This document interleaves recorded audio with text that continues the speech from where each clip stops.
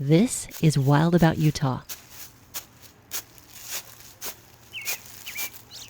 Once upon a time, my family met what we now call paralyzing berries on a hillside hike.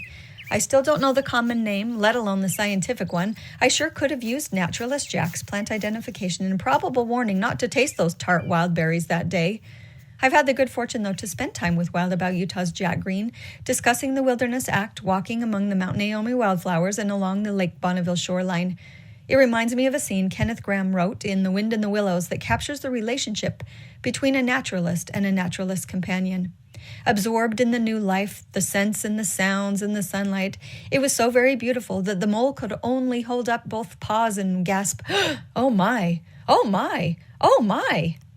Water Rat was paddling and chattering on as one extremely familiar with, yet not desensitized to, the magic of the place. Sometimes now I find myself a rat, because I was once a mole. Let me explain. 3 years ago, I wrote a page in my nature journal in a related Wild About Utah piece titled, "I Notice, I Wonder," as I sat soaking up the smells and the sights, sitting alone in the Cache National Forest. Although I was able to, in solitude, concentrate on wellness amid the pandemic, I wonder how much more rich my experience might have been with a knowledgeable naturalist guide at my side. The third part of this beloved I Notice, I Wonder awareness activity outdoors is, it reminds me of. Passing some wild berries just this week reminded me of the afternoon 30 years ago. My friend Alan Stevens, biology professor at Snow College, taught me about dwarf mistletoe and led me to research the difference between it and witch's broom rust in conifers. I've never enrolled in one of Alan's courses, but that's the best part of having connections to naturalists. They teach you even when you were just out for a drive in the canyon. They have invested time to know how to read nature. They know the names and relationships in an ecosystem, and they usually have the answer to any question you could ask. Dozens of times since then, I've answered that same question about the thick growing growth in the trees as others have looked to me for clarity.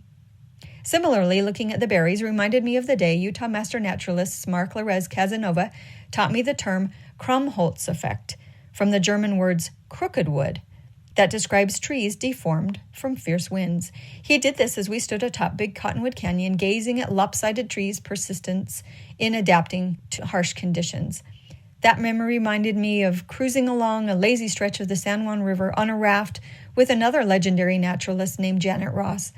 Just before the 8-mile rapid, she taught me to notice the holes we were passing. She said that besides the usual stick lodges, a beaver will build a den in the sandy riverbank. Fascinating facts from fascinating people. I'm grateful for these and other naturalist mentors in my life. So who unlocked the mysteries of nature for you?